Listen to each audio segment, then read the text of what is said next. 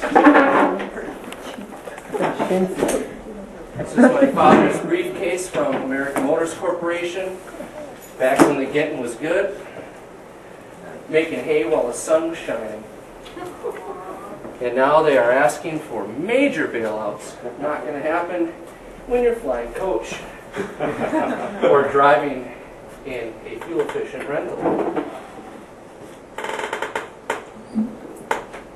Drinking the Cobb, a stress reliever.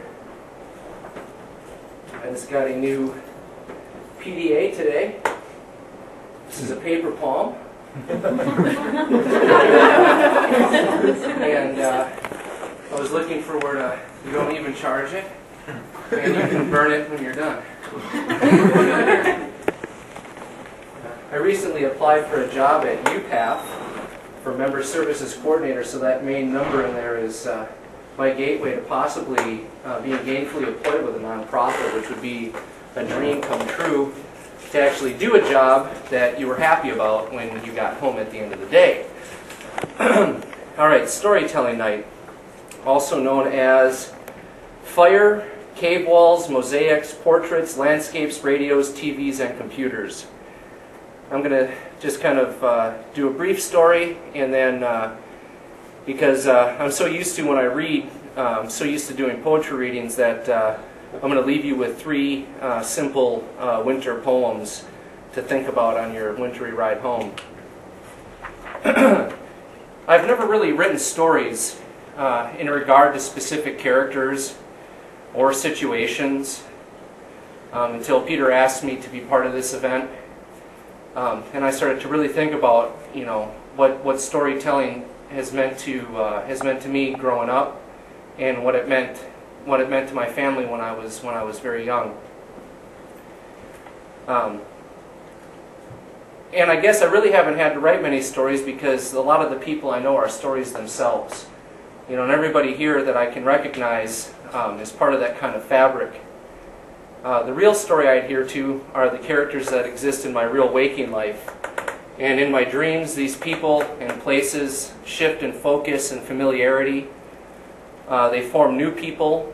Maybe from a certain point of view, they become one, interchangeable as such. And I guess storytelling as a tradition, or storytelling as an oral tradition, really has not been lost, because here we are preserving oral tradition, and it's being documented digitally in many regards. Mostly I remember stories from campfires with my grandfather Millard and my Uncle Buck and Uncle Red, and these are not nicknames, these were their real names. For real. Stories from quiet moments in the absence of a city proper. Stories from those long since past, at which point I realized the line between the beyond and reality is blurred. At what point do memories become buried enough to be resurrected through necessity or the want to remember the stellar moments, to recapture a moment that was beautiful and pure and crystal-like? My memories are of loved ones I can't get back, some left by nature's hands, others left by their own. Music, poetry, and film are my methods used to keep them alive. Storytelling as a device has had to change with advances in technology and the perspectives of the societal whole. MySpace, YouTube, IM, chat room, email are in some way new campfires, or the computer is the campfire, or the computer is the new cave, and the stories are the campfires. We have come so far, yet the concept remains unchanged. In time long ago, shaman told stories in order that they may heal or quell the fears of those within a tribe or a conglomeration of entities, to give them assurance that nature or the beyond was not an enemy, but was an everyday reality, and that those must be respected. Stories in the beginning of time were compilations of heroics, either while hunting or fashioning more effective means by which to gather food. Ice, for instance, took us from gathering to hunting. And at the recession of the Ice Age, of course, some chose to continue to hunt and eat meat. Others chose other paths. Ships took us from landlocked to open water and subsequent new lands. Planes took us off the ground and greatly reduced seasickness and replaced it with ear popping and the possibility of a 35,000-foot free fall. But always remember, it is not the fall that hurts, it's the sudden stop. All right, with that laugh, I will take a sip of tea. Good pour, Ms. Dawn, thank you. Quantum mechanics and the release of suppressed and repressed technologies may take us to distant places in space where we may meet our other selves. And what would you tell yourself if you could meet yourself? Strengths, weaknesses, opportunities, and threats are the common threads of self-preservation. And what good is a story if it lacks common threads? We have entered a new phase in our evolution. Our realities are simultaneously analog and digital. However, some users set their profiles to private. What happened to oral tradition? Has it converted to oral tradition? Think of all the languages that have died. Language is a lot like agriculture. Without care, nutrients, proper rotation, and harvesting, it dies. And this model can be applied to all 7 major artistic categories. As far as the news is concerned, it's designed to confuse, distract, and create telescopic concern. Any form of one-way conduits of information make for the assured elimination of action on the behalf of the recipients.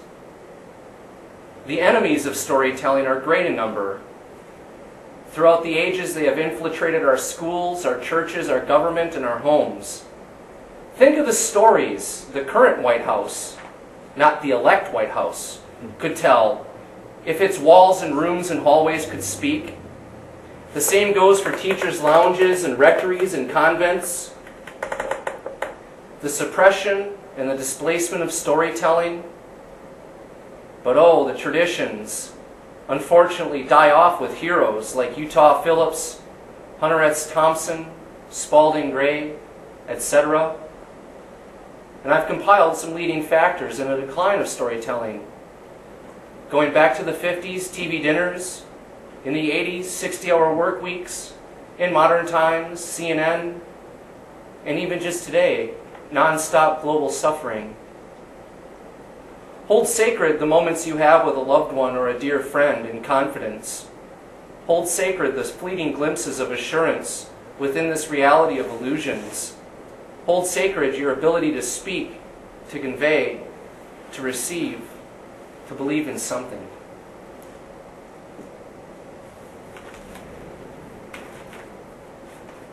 And that was the end of part 1.